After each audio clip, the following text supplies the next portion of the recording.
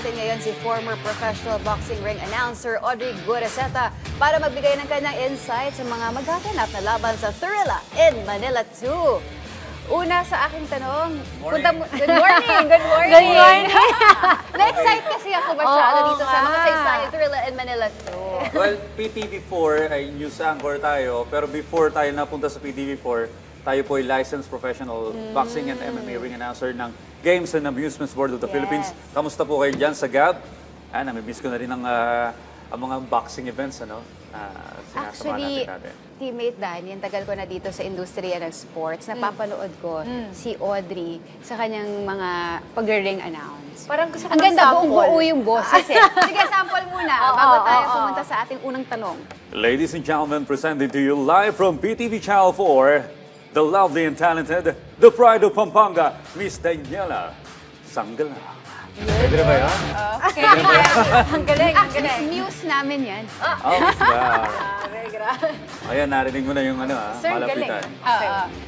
Punta na tayo sa ating mga questions. Handa na.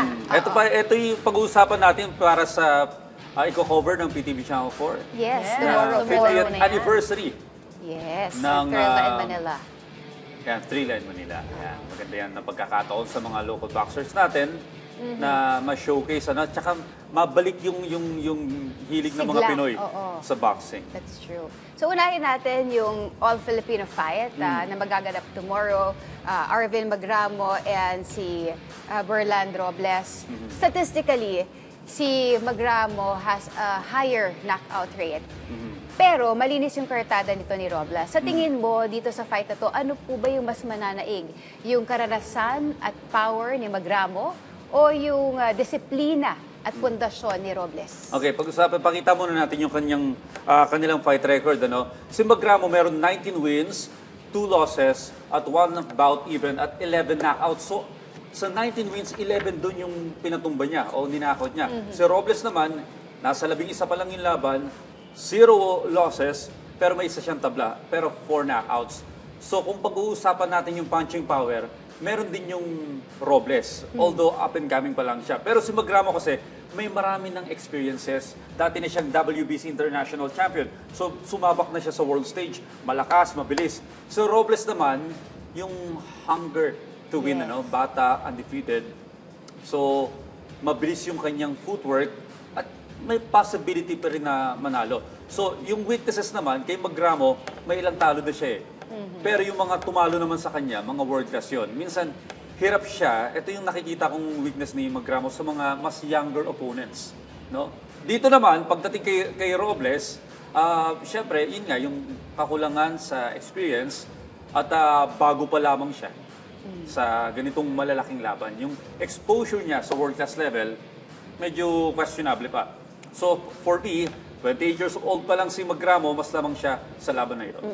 But, alam naman natin ang mundo ng boxing. It's very unpredictable. Can Robles be a dark horse in this game? At the same time, sa tingin mo ba na kaya niyang ipatupad yung game plan niya against the very aggressive Magramo? Well, sa boxing kasi, kahit ano pang ganda ng record mo, pwede kang matalo, sa isang lucky punch lang. So, although sa records, lamang na lamang si Magramo, hindi natin pwedeng ibaliwala yung hunger na makilala nitong kanyang challenger. So, for me, it's Magramo. Kailangan ba abangan to? How exciting is this fight gonna be? Yun nga eh. Parehas na Pinoy na magaling. Of course, iba pa rin pag may tinatalo tayo mga foreigner. Pero dito natin makikita, sino na ba yung susunod kay Manny Pacquiao, kay Brian Viloria, kay Nonito Donaire. So, sabi ko nga sa inyo, ito yung golden anniversary ng Thrilla in Manila. Kumbaga, it's a stage para makilala natin sino ba yung mga magagaling na boksingero ngayon. Tsaka I think this is the time na talaga magpakitang gilas itong ating mga newcomers na boksingero because a lot of people will watch this program, this very historic Thrilla in Manila 2. Yeah. Sir, ito mukhang comeback fight ito para kay Marlon Tapales. Gaano kahalaga ang panalong ito para maibalik ang kanyang momentum? Well, si Marlon Tapales, if you remember mga kababayan, natalo sa pamamagitan ng knockout laban kay Naoya Inoue. noong December 26, 2023 sa Tokyo, Japan. Yes. So, napabagsak siya 2 beses, isa sa 4th round, isa sa 10th round, tapos hindi na siya nakatayo, binilangan na ng referee. So, knockout. Sa akin naman, hindi ko sinasabing okay lang to, pero kasi yung tumalo naman sa kanya, the monster, kinikilala. Undefeated si, kumbaga, Japanese boxing superstar si Inoue. No? Dahil dito, sa pagkatalong yun, nawala sa kanya yung Unified WBA at IBF Super Bantamweight Championship title. So, sa record, si Tapales meron ng 40 wins. So, veterano na talaga, no? Meron siyang 4 losses, 21 knockouts. Si Balox naman ay 12 wins, 2 losses. Okay. So, ang layo nung dami ng experience nila sa pakipaglaban, no? Pero pagdating sa strengths, si Tapales, dating world champion, meron ng karanasan sa world stage, malakas, pero ang maganda sa kanya, yung IQ niya mataas din, yun sa pagdating sa boxing ring. Si Balok naman, palaban siya, aggressive, mabilis, gustong patunayan yung sarili niya bilang underdog, pero meron din sila mga weaknesses. Of course, si Tapales, 33 years old na. Yung iba, sinasabi yan na yung mga huling yugto ng boxing career ng ibang boxers, medyo matagal nang hindi lumaban sa mga malalaking laban. Si Balok naman, 36 years old na, mas matanda siya ng 3 taon. So kulang siya sa international experience at bihira siyang lumaban sa mga quality fighters. So, do you think, Audrey, with this fight, nasa upper hand si Tapales as opposed with Balok? Lamang na lamang si Marlon Tapales dito sa strength, sa lakas ng suntok, at sa experience. So, for me, ang pagtingin ko dito, most likely it's a technical knockout sa early rounds. Ngayon, kung hindi naman, of course, unanimous decision para kay Tapales. Kaya. Now, punta naman tayo dito kay Aran Dipaen, may veterano na sa international stage. Sa tingin mo, makakapagbigay ba siya ng malaking hamon kay Carl James Martin? Ang problema kasi kay James Martin, hindi pa natatalo to eh. Correct. Malinis yung kartada ni Carl James Martin. Okay, si Aran Dipaen ay isang Thai boxer na kilalang matapang, malakas manuntok, agresibo. May record siya na 21 victories, 4 losses, 18 knockouts. At lumaban na kay Naoya Inoue din, di ba? Dami tinalo ni Inoue dito sa Southeast Asian, So, kung saan natalo rin siya sa round 8. Bagamat natalo siya sa mga top fighters, delikado pa rin dahil malakas yung kamao at may experience sa malalaking laban. Si Martin naman, sabi ko nga sa inyo, hindi natin pwedeng kumbaga, pag walang bahala lang yung mga ganitong laban, dahil talagang fighter din tong kalaban niya. Si Martin, 26 wins, medyo mahaba-haba na rin. 0 losses, 20 knockouts. So, si Dipaen, 21 wins, 4 losses, 80 knockouts. Well, kay Martin, malaking challenge to. Okay. Kasi nakapag-announcer na ako kay Martin, talagang nakita ko yung lutong ng suntok ni Martin. Dipaen. Iba eh. Kumbaga, alam mo na, nandun yung youth niya. No? So, undefeated, may momentum, 122 pounds division, mahusay yung jab niya. Doon niya nakokontrol yung laban dahil hindi makapasok yung kanyang opponent usually because maganda yung kanyang jab at maganda yung footwork ni Martin. Si Dipaen naman may experience, mataas yung knockout rate, kaya delikado pa rin. Pero for me, of course, doon tayo sa undefeated. Wala pang tumataas.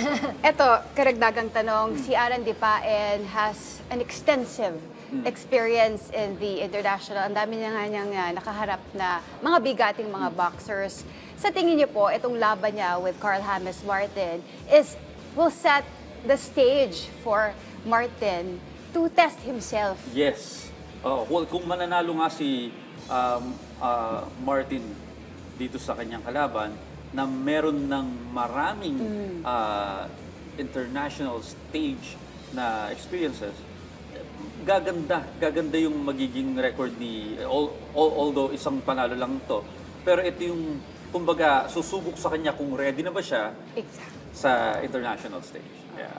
Kaya sabi ko, perfect tong laban ni Carl James. Talagang yung katapat niya dito sa Yun na nga problema kasi, dito mga kababayan sa local boxing, Usually, para gumanda ang record ng isang fighter na inalagaan ng mga promoter, nilalaban sa may hina para gumanda yung record. Ngayon, pag inilaban mo na sa mga talagang international quality boxers, tulog, natatalo tayo. So maganda, ilaban na kagad sa magaling para malaman natin nasan bang level si Masiset yung Martin. barometer natin. May barometer si Carla.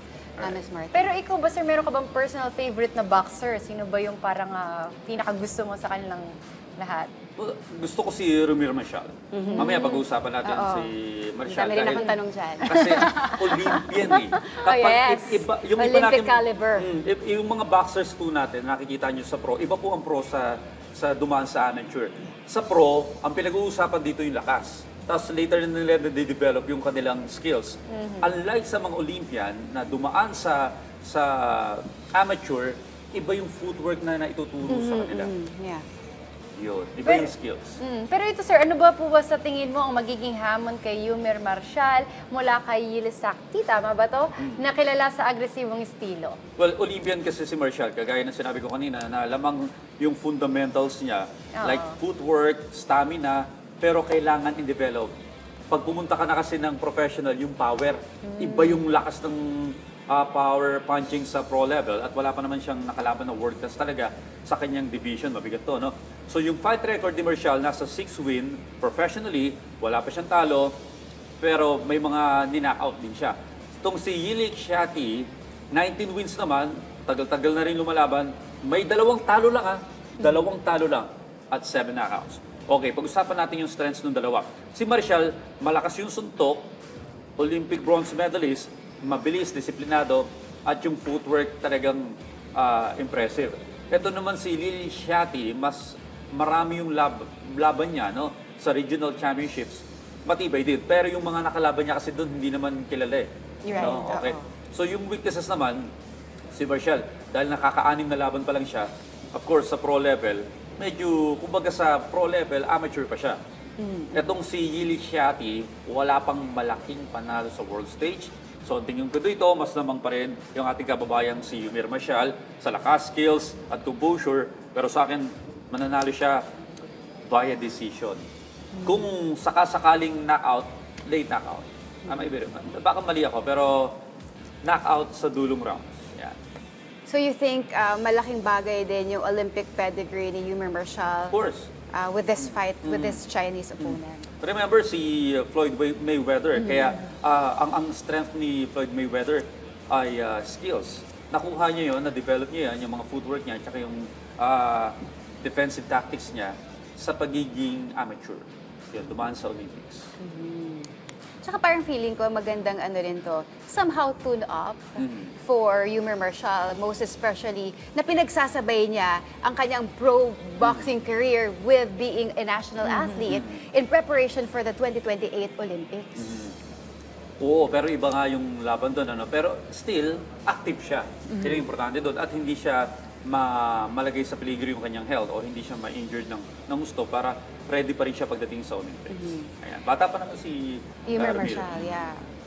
At saka ang taas ng tiwala ni Manny Pacquiao kay Yumer Marcial eh.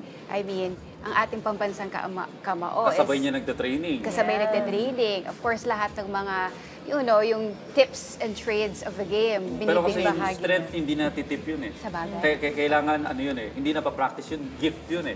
Kagaya ng ating pambansang Natural. kamao. Natural Oo, kay Manny Pacquiao, pambansa. nung pinanganak yun, talaga nandun yung lakas niya eh. So, Bata pa lang. Bata pa lang. So, yun ang dapat i-develop ni Yumer Marcial para maging mas maganda pa yung career niya sa pro. Dahil sa pro, kailangan talaga ng punching power. Unless sobrang skillful mo, kagaya nila Mayweather at saka nila, ating former world champion, Jerry Peñalosa, hindi masyadong nakaka-knockout, pero yung technical fighting skills niyan, impeccable, talagang magaling. Yun. Ito isa sa mga inaabangang showdown. Si Nico Ali Walsh ay may dalang bigating apelido. Paano kaya naapektuhan yung Ali legacy sa magiging performance niya sa ring? Well, sa tingin ko, sa mga kababayan po natin na hindi pa nakakaalam, ito pong fighter na ito ay apo ni Muhammad Ali na si Nico Ali Walsh.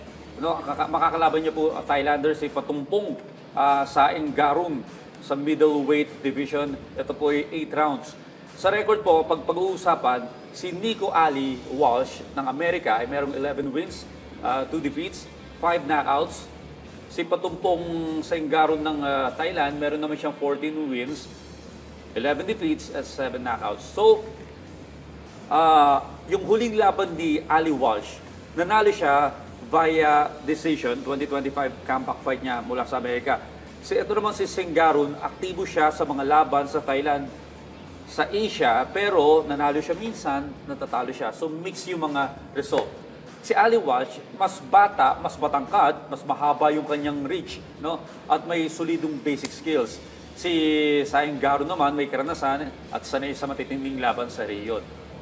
Para sa weaknesses, yung kahinaan ng dalawang boxers, si Ali, minsan nang naging inconsistent sa boxing ring, may pressure na dala kasi yung pangalan. Pero mo, lolo mo si Muhammad Ali. Ito naman si Senggaron, madami ng talo, kulang sa bilis, at lakas kumpara kay Ali. So, akin, lopsided to, kay Ali ang panalo dito. Sa tingin niyo ba, sa exposure ni Patumpong sa Asia, it will actually cause a problem for Nico? No. For the No. Kasi nga, marami siyang experience, pero puro talo naman siya. 11 losses. So, lamang talaga yung tangkad, technique ni Nico. Of course, may dugong Ali pa rin yan kahit paano. Kumbaga, si Ali kino-consider na GOAT or greatest of all time as a legend sa boxing. Ano? So, hindi naman namamana siguro yun, pero desidido rin to na yung bandila ng kanilang apelido ay iangat. May pressure talaga. Ang laki ng pressure when you're like, especially kay Muhammad Ali. Yes. Parang, and knowing na this event is in honor sa Kanyang Figure grandfather. at Muhammad Ali. Alam niyo ba na yung mall na Ali Mall sa Cubao ay pinangalan kay Ali yan dahil nanalo nga siya dyan? At nalaman ko yon dahil sa trivia ng ating kasawang si At Dati. nalaman ko yun dahil sa kanya. So, nagpa-isip. Oo nga, nakwento ko sa'yo. Diba? Yes. Akala ko naman nag-research si Dati. Hindi, binulong lang niya. Sir, ito question ko. Ito ang inaabangan ng main bout. Melvin Jerusalem ay magde-defend ng world title. Gaano kalaki ang pressure na dala nito, lalo na't sa harap ng mga kababayan niya? Paano mo, ayan. Ayun. Well, si Jerusalem, pag-usapan natin yung records nila, no? Meron 24 wins, 3 losses, and 12 knockouts. Si Kusi naman, 9 wins, 2 losses, and 1 draw with 4 knockouts. So, yung huling laban nila, itong si Jerusalem, tinalo niya si Hyundai Shigekowa ng Japan via unanimous decision. So, tinalo niya to via unanimous decision, Japanese fighter. So, nakita natin kaya niyang tumagal sa laban. So, itong itong ating kababayan, inaasahan natin na kaya niya rin itong in-knock-out. Oh, okay. Ito sa akin pagdating sa laban na to, either early knockout or unanimous decision kung matatapos yung round. Ayun. Pero ito po ba, sa tingin niyo po ba, magiging technical na laban ito o bakbakan agad, umpisa pa lang? I think Tapales will aim for knockout early sa first 3 rounds. And then magiging technical na lang siya kapag nakita niya na hindi niya kayang patumbahin. Pero for me, first 4 rounds, via knockout mananalo yung ating kababayan. Ito, sa lahat ng laban dito sa magaganap na Thrilla in Manila, sa tingin ninyo, ano yung pinaka magiging exciting or showstopper? Lahat naman niya maganda, no? Pero syempre may mga personal favorites tayo. Paborito ko si Martin dahil syempre naghahanap tayo ng susunod na Filipino boxing star. So, yan ang gusto kong panoorin, no? Si Martin, kung kaya niya bang i-sustain yung pagiging undefeated, paano niya tatalunin to? Ang daming experience nitong kalaban niya. So, magandang, kumbaga, acid test for Carl Martin. Gusto ko rin makita yung magiging performance ni Carl Martin dito sa Thrilla in Manila. Nakaka-excite, ano? Actually, yes. Dahil Bukas Siyempre, na yan. nakaantabay tayo sa natututukan namiss natin. ko rin tuloy mag-boxing ring announcer. Sabi niyo, Namiss ko yung mga kasama sa Gab. Namimiss ko na kayo dyan sa Sir, Makati. sino ba yung mga dating mga naanuhan mo na nung nag-a-announce ka pa? Ako yung naging ring announcer kay Brian, the Hawaiian Punch Viloria. Uy. Kalaban niya Siya sa paborito ko dati. Oo, kasi Viloria. mabilis siya, di ba Oo. si Viloria. Ang problema, natalo siya nung ako yung announcer. Ay. Dito sa Araneta Coliseum yun eh. And then marami pang iba. Dito sa Pilipinas, even sa abroad, sa Macau, tsaka sa China, and even sa Hong Kong, nag-boxing ring announcer din ako. So pag nakalipo ako sa PTV News, Yes. Nandun siya. nasa abroad ako before. Pero ngayon medyo naglaylo na muna ako sa Pero sa napag-usapan boxing. natin nung isang kamakailan, gusto nyo nga Namimiss bumalik. ko lang, namimiss ko diba? lang. Oo, iba kasi yung, alam Yung nyo, kapag thrill. boxing ring announcer ka, alam mo yung naaamoy mo yung mga boxers na talagang hungry for blood, nandyan lang sila, di ba? At ang first time ko, sa experience ko sa mga boxers, magugulat ka, talagang zero fat. Iba yung training nila. For example, Totoo yan. in-announce ko, ito yung fight card, announce ko, 158 pounds. Ang tangkad, ang laki, pero 158 55 pounds. pounds. Oo, yeah. Mabigat pa ako. Ibig sabihin, kahit ganun sila kalaki, laki ng katawan, walang fats. Zero pa talaga. Pure muscle. Maikwento ko lang, dati kasi nag-boxing ako just for workout purposes. Tapos madami doon, mga boxers na talagang lumalaban. Come a fight, talaga yung carbohydrates nila binabawasan nila. And then less water. May Para- hinahabol silang Wait. timbang. Yun na nga yung problema doon. Ano? May mga kwento nga sa akin dyan sa Games and Amusement Board nung nagsisimula pa lang si Pacquiao. Talagang para umabot sila doon sa may kontrata na paglalabanan na weight class, na timbang. Talagang gugutom. Sobra pa ng 4 pounds eh. Hindi kakain, hindi iinom. So kapag tapos na yung timbangan, a day before ng laban, may timbangan yan, official weight, di ba? Weigh-in. Talagang nanginginig daw sa gutom si Manny Pacquiao. Nasa gilid ng kwarto sa Games and Amusement World sa Makati, kumakain ng cup noodles. Kasi nga gutom na gutom para lang umabot sa timbang. So yung iba, if you remember, yung laban niya sa Thailand before, natalo siya dahil nga sa sobrang pagbabawas ng weight. So kailangan din yung pacing sa diet nila. Importante yun. Tsaka grabe din yung disiplina nila kasi for most fighters or boxers, even without a fight, they maintain yung kanilang diet and yung routine nila para pagka nagpe-prepare sila for a fight, hindi na mabibigla yung katawan nila. Kumbaga, it's a lifestyle for them. Marami nang natalo na nasira yung career because of diet. Remember yung nakalaban ni Manny Pacquiao na si El Terrible, Morales. Yes. Kasi kapag walang laban, talagang ang taba niya. Di ba? Overweight talaga siya, tapos bigla ka magpapayat. Nawala yung timing. Oo, mabibigla yung system. Oo, yung strength Minsan mo na nababawasan din. Yun. Kaya naman, The Thrilla in In Manila Manila 2. too. Bukas na po yan mapapanood exclusive live dito sa PTV Sports Network. Ayun. Thank you so much, Sir Audrey. Isang Maraming karangalan. At napaunlakan yung aming interview. Oo. At lagi, ang dali namang hatake ni Oo, Sir kasi nasa Audrey kabilang Garcia. studio lang po ako, mga kababayan. Oo nga. Kaya naman kasama natin siya ngayon na mag-countdown. Paano ba yan? Kaya naman, teammates, 58 days na lang at Pasko na! Oy! Yes! Lapit na yan. Handa na po tayo mga ninong at ninang. Yes! Ako rin, naghahanda na ng mga bala. Pero sa kanya tayo magbe-bless. Ganun ba? Kay Sir Audrey. Magdag pa kayo. Okay, Ano ba ang Christmas wish list Kaya ng nga, isang sir. Audrey Goraceta? Siyempre, mabawasan yung mga corruption sa Pilipinas. Yun lang naman yun. Ayun. Parang Amen. mulad ang mga Pilipino. Yan.